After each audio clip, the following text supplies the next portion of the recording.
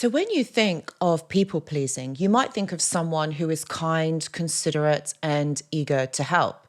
But what if I was to tell you that actually it can also be a form of manipulation? Yep. You heard me right. So in today's video, this is exactly what I'm going to be talking about. We're diving into the psychology of people pleasing and why it might not be so innocent as it looks. Let's explore how it affects the pleaser and people around them. Hello, my friends, and welcome back. I hope that you're all doing really well. So I wanted to dive deep into the topic of people pleasing. Now, I know that at some point we have all been guilty of doing this, but it does have its dire effects. So what does people pleasing actually mean? So it's the act of prioritizing somebody else's needs before your own. In some cases, expecting some sort of outcome to come back to you. So let's start with the basics, my friends. Why do people please others? So this is born out of a childhood experience where the child has learned that they have got to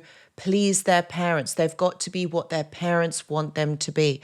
Because they did not feel emotionally safe around their parents or their caregivers, they learned to adapt their behaviors, adapt their emotions, and adapt their responses to cater to the needs of their parents or their caregivers. This stems from environments that were a lot of criticism, a lot of belittling, maybe a lot of arguing, or even abuse was quite common. And these children learnt that if they keep everyone around them happy, then everything will be okay. And also they will learn to avoid conflicts. But that isn't always the best way, right? But it's a way of surviving in their environment, which then means that those behaviors that they had learned as a child now manifest themselves into adulthood and other relationships and friendships around them.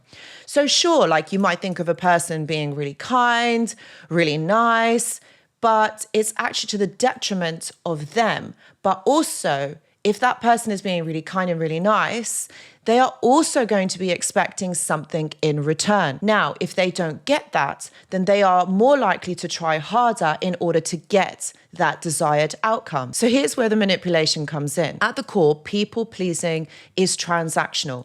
It's not actually meant. That person is expecting something in return. It could be love, validation, acceptance, but it means that what they are giving out, they want that back in return. Whilst that person might not be aware of it, or they might be, it's an attempt to manipulate how others see them and how others perceive them. So think about it. If you're constantly people pleasing, if you're constantly giving out and being kind and being nice, this is a survival technique if you really think about it, because you're being kind, you're being nice, but also you're not being authentic. It's not altruistic. You're not yourself because you're actually expecting something in return. So this is where the manipulation is. It's not actually meant from the heart. It's not coming from you directly. It's you wanting something in return. And I get it. Like it's nice to have someone who wants to be kind to you, who wants to be compassionate and understanding. But the thing is, when somebody has to try hard to do that, when it doesn't come from the heart, then it becomes strained. It might even become quite fake, and it doesn't have the same effects as it's intended. People pleasing is a way to survive. It's a way of feeling accepted. It's a way of feeling contained.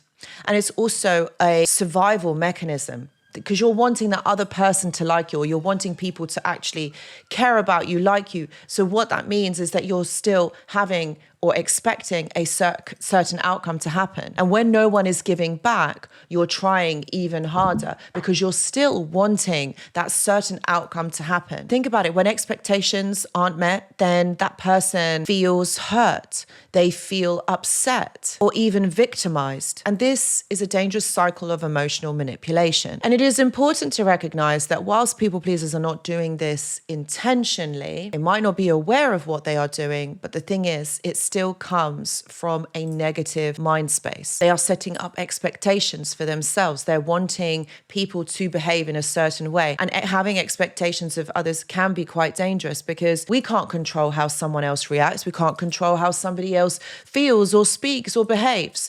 But the fact is, a people pleaser is expecting that, is wanting that to happen. So they're thinking, if I'm nice to you, if I'm constantly nice and being really wonderful to you, then you are going to do that for me. So in a way, there is that expectation. And when that doesn't happen, that person, the people pleaser, will become hurt and upset. And what happens is this creates an uneven dynamic. Because of this expectation for that behavior to be returned back to them, it creates a very toxic dynamic. Healthy relationships or friendships are based on mutual respect, communication. You don't have to act and be a certain way, or you want something to happen. It's just something that flows organically. It's fluid, okay? But in these situations, there is that push and pull expectation.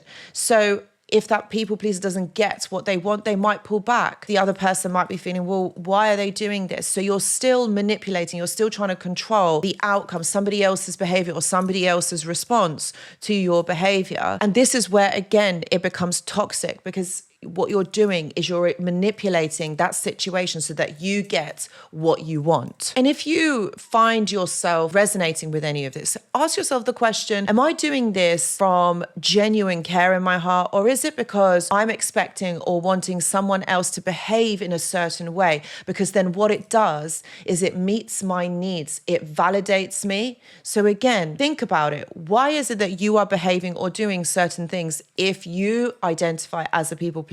And understanding your behaviors is the first step to change. What you have to remember is recognize your motives. Why are you doing this? What is it for? Are you hoping to get something out of it? You need to also set boundaries, okay? You need to protect yourself, okay? You can't leave yourself open if you don't feel safe emotionally. And communicate openly. Be yourself. Be your authentic self. Don't hide, don't adapt, just say how you feel. But of course, I understand you have to feel emotionally safe around this person, or you need to feel good in yourself or positive to be able to communicate openly.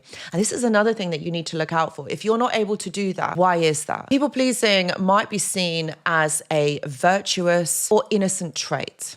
However, underneath it, there is a level of control and fear due to how someone else is going to perceive you. It's important to let go of that approval and start accepting yourself. Start understanding that actually you are enough, you are good enough. You don't need to be out there pleasing people 24/7 to get what it is that you need.